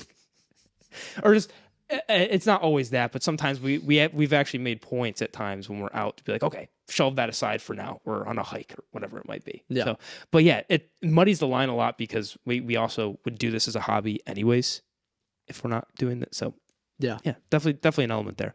Now this next question is from Super Mayo, and they ask us, would you ever consider traveling to New Zealand and exploring the Lord of the Rings film locations? Do a vlog. Yes, 100%. Yes, 1000%. Consider. Yes, I want it. I want it so badly. I actually it costs so much money. I actually have a bunch of footage from New Zealand. Yeah. I deleted it. Accidentally, yes. But I deleted it. I had this amazing trip. It was just my mom and I. Mm-hmm. And went to New Zealand and saw the Lord of the Rings locations. And it is the best country on earth, the trip of a lifetime. I was so lucky to be a part of that. I saw Hobbiton, Montagrier, which is where Mount Doom is, Wellington. It's the best country on planet Earth. I would go there again in a heartbeat. One day when we can, I would love to go back there infinite amount of times, live there if possible, but the best. And I filmed and got a lot of things, and I happened to do it on the pod camera that you're watching us right now. And Rich was going to fix something on the pod camera and didn't know I had my fault for not extracting the files as well. I should have thought this through, but he was resetting the camera for podcast purposes without knowing the New Zealand stuff was on there. So completely accidental, but hey, but here's the thing though. Important lesson of it's the 3-2-1 method of data storage is having your data in three different locations, 2 different formats, like type of drives, and one being like off-site. Yeah. But the main thing is, don't put all your important things on one. Anyway, we learned that with podcast material and photos and videos. Yeah. And hey, are the memories with my mother and I forever gone? Forever lost, yeah. Yeah. And guess what? We'll replace them with our memories. That's why you deleted it. We'll lose the New Zealand with your mom video, and we'll have New Zealand with the boys video. Ah, there we go. Yeah. I will say the memories though, just it's such an amazing country. Oh my God. And would love to go back. It's to die for. Okay. You know, I think about this thing of, what's that? I had one of my friends had a beer bottle that he got from the Heineken Experience Museum type deal, where it had his name on it, and he had it sitting out. We had a party, and basically people had Heineken and left bottles everywhere. I'm cleaning up, like his signed and labeled named Heineken bottle is on the same table and shelf as all the other empty beer bottles as well. Yeah. I threw his bottle away that he got. He's like, man. It's like, one, little bit not my fault of they all look identical. They're all in the same spot. How am I supposed to know? But I said, hey, I owe you. I'm going to get you another bottle. I eventually, like a year later, went to a Heineken Experience, and I made sure I got a bottle with his label on it, and I gave it back to him. That is to say, like, man, I should tell Austin I'm going to pay him back. I'm going to get him that the New memories Zealand, with his mother. Pack. It's like, don't know if I can do that one. Don't know if I can pay that one back. Irreplaceable, priceless. No. No. I can't even afford to give him the trip back there. That's not happening. You think I can afford that? No. I can't afford that for myself. How am I going to give it to you? This next question is from Hope E. Thorne. And this person asks us, reading a book versus listening to an audiobook version, does the experience change? And does the opinion of the book change? Overall, no, for me. I find it about the same. The only difference is sometimes authors will have different wordplay or references that only work if you're actually physically reading them. I realized that with Empire the Sun Eater series.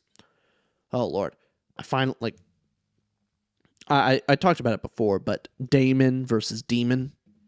Play on words. Audiobook says demon. In the book, it's spelled Daemon.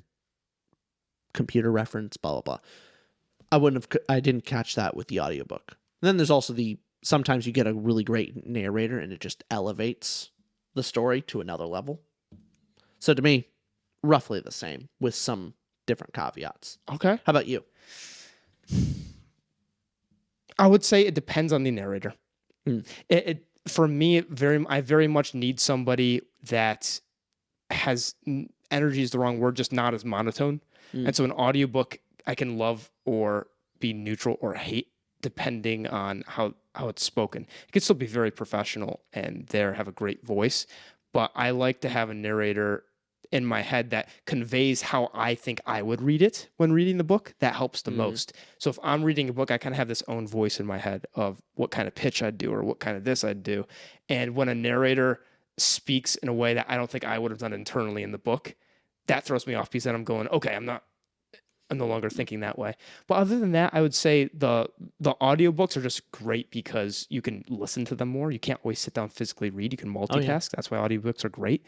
And depending on the audiobook, it can really make the experience better. The book thing that allows you to have this imagination, allows you to also mispronounce all the names, allows for so much. Oh, it's great. But there's a difference, and it very much is dependent on narrator for me. I know with something that's kind of nice with an audiobook for me is it keeps the narration, of course it's read in order, where when I physically read, my eyes get distracted and my eyes jump around the page.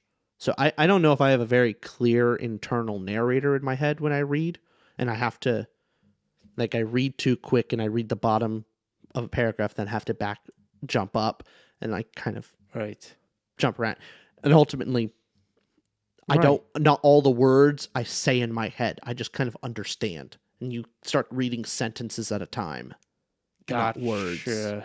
I don't know. It's confusing of like, I'm a much faster reader and I understand it. Of course, yeah. But there's a beauty in reading it very methodically and like fully through and like being careful with your reading. Right. I'm not a very careful reader, and so I will understand without appreciating the beauty of the written word. If that makes sense. That does make sense. Okay.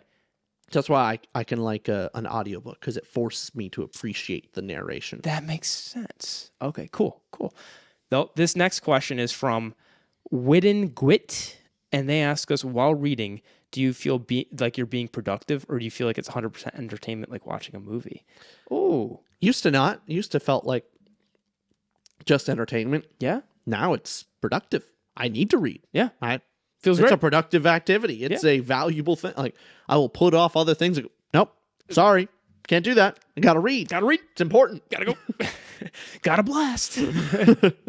This next question's from, I agree, it feels the same. This next question's from Cherry Pit Sucker. I should stop saying the usernames at this point. I've said every username just to try to make them feel special. You're not special. Yeah, no, you're not. You're one of thousands. You're one of 25,000. Who are you? I swear we appreciate you. I swear. Sometimes. Okay. It's just sometimes you guys make me say weird names. Okay. Like Cherry Pit Sucker. Well, comment down below on this video, Cherry Pit Sucker. Comment and change your name. Just figure it out.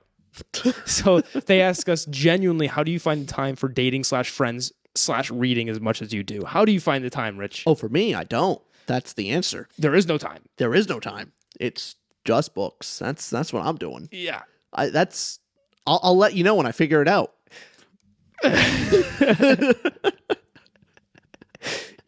Ditto. But it's you just you prioritize things, and sometimes that it's what do you prioritize in your time? Do you prioritize getting the gym in that day, or more reading time in that day, or eating a healthy meal that day, or hanging with friends that day, or juggling work, gym, and books is hard as it is. And coming to record and prepping. Oh, okay. Showing up for the videos. Showing up for the video. That I don't do any of the editing. I don't do any of the uploading. I don't do any of the planning.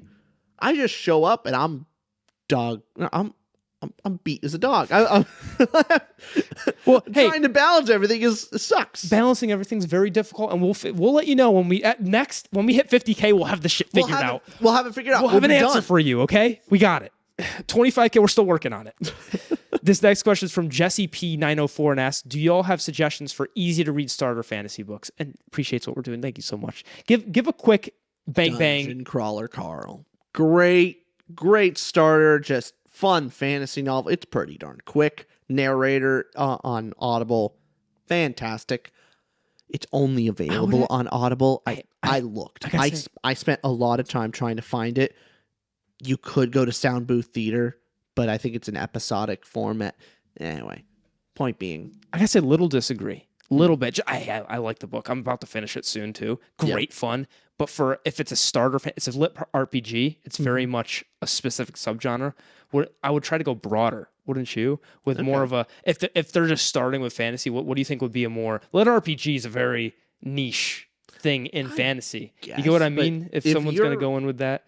Okay, here's the thing. If you're under 30-ish, I guess, and you're relatively hip on video game culture, it's understandable. Oh yeah, it's especially modern fantasy. Like I'm not a big gamer, but I understand everything and it's fun. So I think it is very approachable. I would say, as far as more seeing what fantasy can do and get you involved, but also wider scope of audience, Warbreaker by Brandon Sanderson.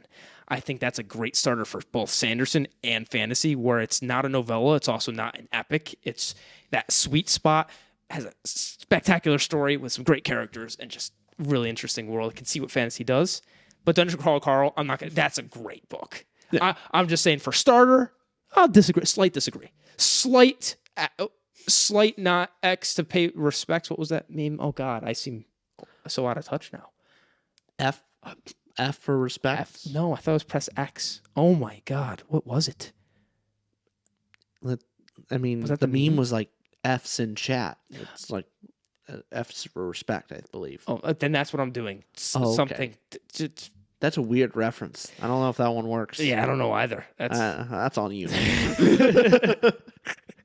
Can't get them all, and I barely do get them. So this next question is from Caleb, and Caleb asks, "How much lettuce is too much lettuce?" On your sandwiches, less is more. In your salads, I mean, lettuce is I don't know. I don't know how that question. I like lettuce in the appropriate amounts. I just asked that question because it was just to throw people off, because we're toward the end. And okay. Leave a little lighthearted lettuce on lettuce before we get deep. Okay. Jackson Connors asks, Okay, it's not the deepest question, but if you could adopt one book into a game, what book would it be?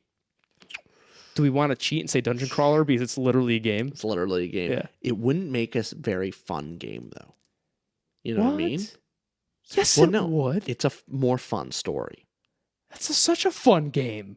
Nah. Yes, it is. Nah, it isn't. Yeah, it is. No, hard disagree. Hard disagree, because that would be going straight down level by level. That's a... No, it's a normal video game. What makes all the thing about it that makes it fun is everything around the story aspect of it. Yeah, the story's great. That's the problem. It wouldn't transfer well into a game, I think. If just a video game for me, I would be down with... I'd want a Red Rising game, personally.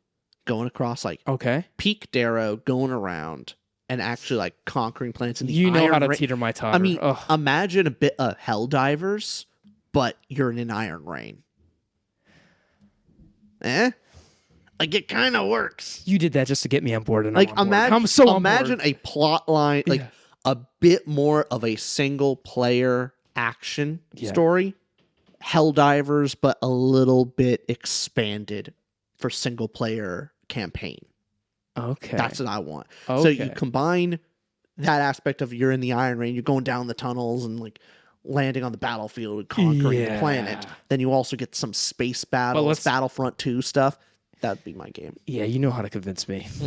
That's pretty cool. Press F to agree. Okay. Next question is from Mo, and Mo asks us, how does your ratings and expectations of world building adjust throughout a series? You understand what he or she is asking? Yeah. I think the beginning is most important of just intriguing me. I do give it some grace period of like, I don't need to understand it as well. I just need to like it. And it sparks a curiosity. By the end, I want it to have immersed me in like, I have a good understanding of the world. I don't need to have a good understanding of the world in the beginning. Versus curiosity to start, understanding to end. Yeah. Got it. Maybe not everything, but I should understand something of it. Right. That I could expand upon further. Like basically, the best kind of worlds is where I'm curious to start, but I have no idea what could come next. Right. And then by the end, I could have my own stories in that world because I understand the world enough. And so the world lives on after. Completely agreed with that answer. Yeah, that's great. Yeah. And do you look back more fondly on the first book to start a series with what set up the world, or do you look at a particular book in the series? I know for Wheel Time for you, the first you'd think of less than you would Shadow Rising for world stuff. But in general, does that curiosity pull you in a lot more? You think more fondly on that, or do you think more fondly on the payoff portions where more on the payoff? Got it. See, I love it when it works. That might be a little difference for us because I love the payoff moments. Oathbringer, not spoiling anything, but Oathbringer, love the amazing world building. But I still look at Way of Kings as in that how it grounded you in the world. The first book of a series has so much more work to do than the rest.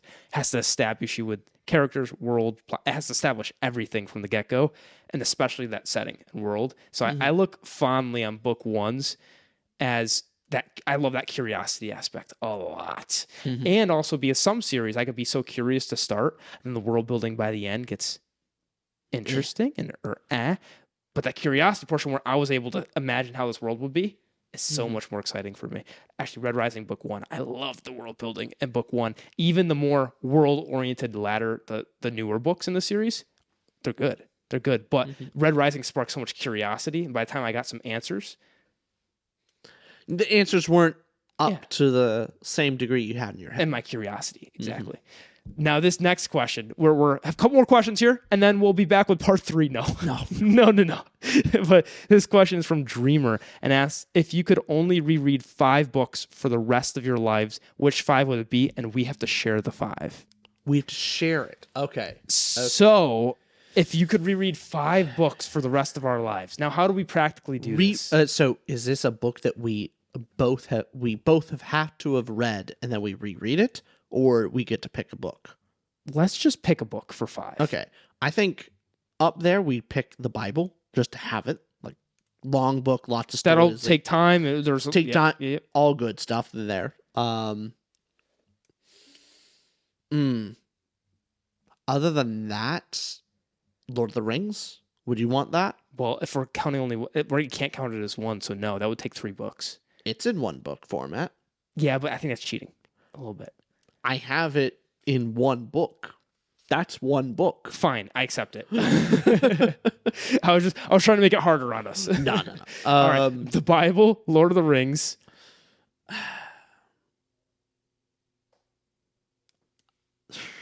Rereadability. That's the hard. I wouldn't even pick a book I love so much. I wouldn't even pick a Terry Pratchett book as much, just because if we're doing this for the rest of our lives, I'd want something that you forget a lot about, and there's details you missed, or it could take you time. I'd sub it out. Instead of Lord of the Rings, I'd pick the Silmarillion. Okay. Because I think that has far more rereadability. Okay. So the Bible, the Silmarillion. I'd throw in one there that I really want to read, War and Peace. Okay. Because it's long and Peace. it would give me time to read it. And I would pick something like, what would I want? To force you to read it, you've been meaning to read Lonesome Dove. Just throw that on there. I'll throw Lonesome Dove on there. Yeah. And just roll the dice that it'll be one of my favorite books of all time that I'm willing to reread just really over and hope. over. Yeah. Let's just hope. Let's roll those dice. And then the last one, we need a little fun time. Let me take that back. Small Gods we both love. Let's see. Would I pick Small Gods or would I pick something different? Like, would I do going postal? I'd love to do that because I haven't read it yet. There we go. We'll pick those. That's our 5. Now we've got 3 more questions. Okay. And this one is from Albion Sacrifice, who asks, what is the book that changed your life? Perspective, ideals, philosophy, and motivation. What changed your life? A couple different ones. Couple different books on Western philosophy that I really enjoyed. So Plato's, Aristotle's work, Rousseau, things like that. Really changed my perspective. Meditations is definitely up there for me. Night by Elie Wiesel, Brave New World. That's quite a few. That's up there. It says, what is the book that changed your life? The book. Not the books, the book. What is Ender's one? Game. Wow. Ender's Game. It cemented my love of sci-fi and made me rethink on a lot of how I act. So I think, especially me being much younger then when I first read it, what I was most impressed with and what stuck with me was the moment when Ender in the very beginning is battling those bullies and had a realization moment and thinking through the actions of his next step of going, yeah, I can beat this kid now, but tomorrow he's going to be back with his friends and he's going to beat me up that, just because I win this battle, I won't win the war. Mm-hmm. And so he continues to just ram the kid's head into the ground over and over, making sure his friends watch, and brutalizes him, making sure that all of his friends see, and basically he wins the war right then and there because now all the others are terrified to actually go against him for later. The important thing about that was being able to plan out your moves several steps ahead. Chess. And actually not just going on impulse control of the next thing. Yeah. That's what I thought. It was important for me at the time. Ender's Game for me was that sci-fi book in school, saying earlier that got me into the genre. Mm-hmm. So that's the book that changed your life. Yeah. And then of course the ending and just everything about it. Without that, I don't know if I would be in love with sci-fi as I am. That's fair. Maybe for me, I went back and read the chapter 1 of this book. It's awful. But in middle school, it meant so much to me. But Pendragon Book 1. Only reason so the question exactly is about changing your perspective, ideals, philosophy, and motivation.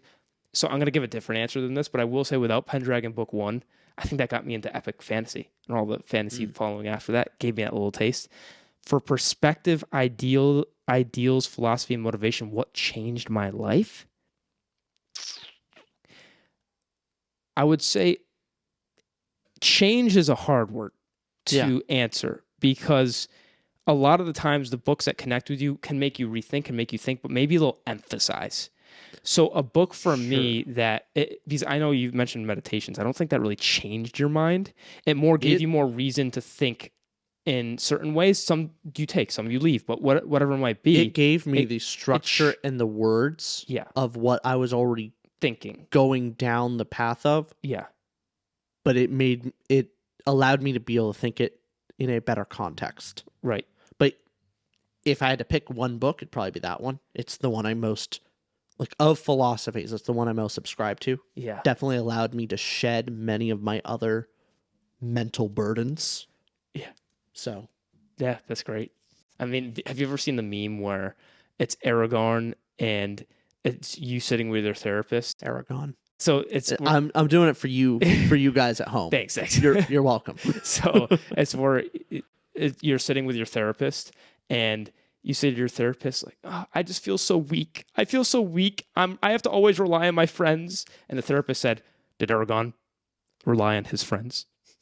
Yes.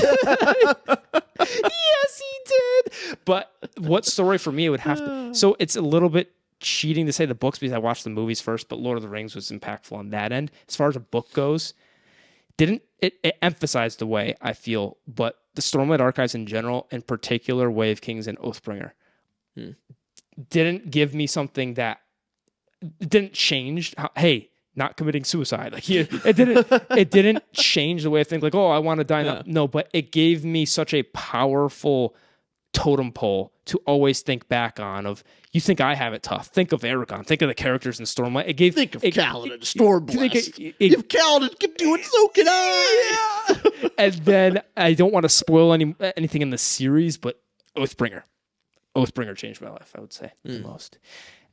We got 2 more questions. Got 2 more. The second to last year is from About 15 Hobos is their name. And they ask, what's the biggest animal you could take in a fight? We've had this conversation so many times off camera.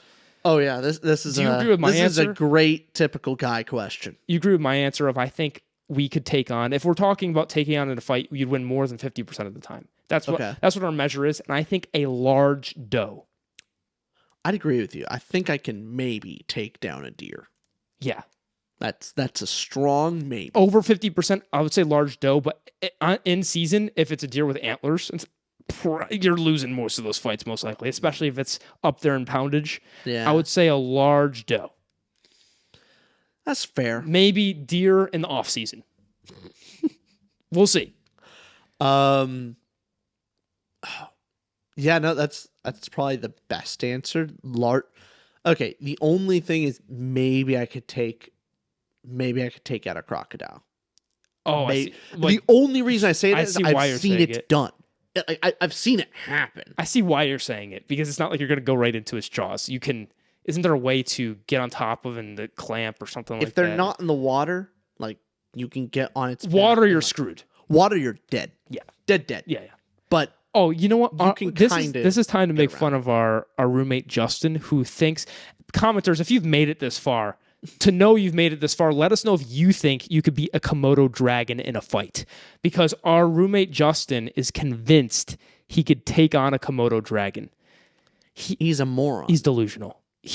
I don't think he understands. They're poisonous. They're huge. They swallow goats whole. Oh my God. They're monsters. They're little dinosaurs. That's what they are. You're not beating that. It's a dragon. It's an actual fucking dragon. Poisonous. It might be where dragons in the fantasy world world came from. And they can stand on their hind legs. Like, you don't even have like maybe the height advantage where you stand above them. They stand on their hind legs. Let's see. Komodo dragon height 2 feet tall without standing is what it's saying, yeah. I think.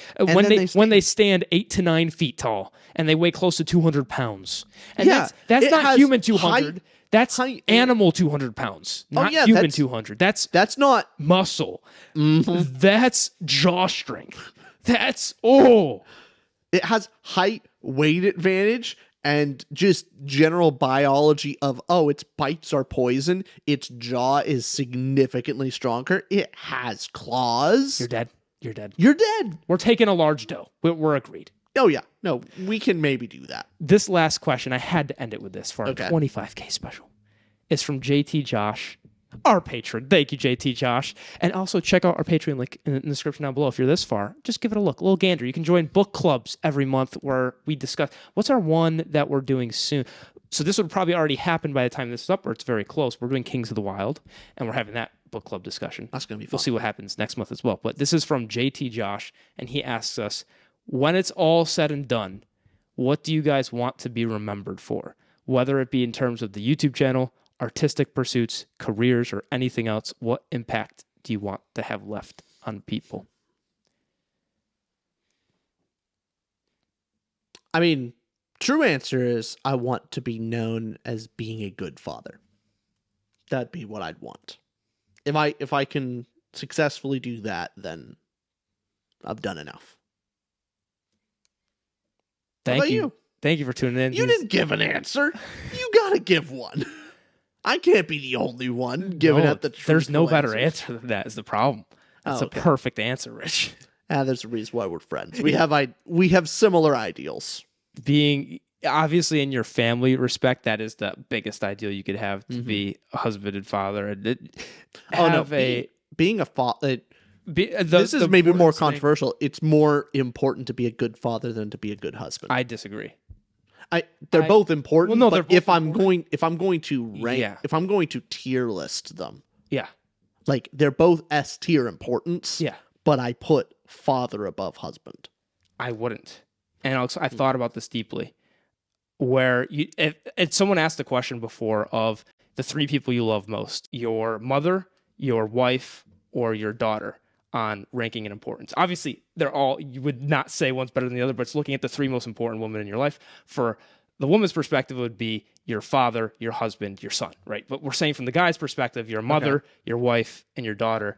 And how would you rank that? Because you're saying it as in the father respect, it sounds like you'd go daughter, wife, mother. Yes. Okay.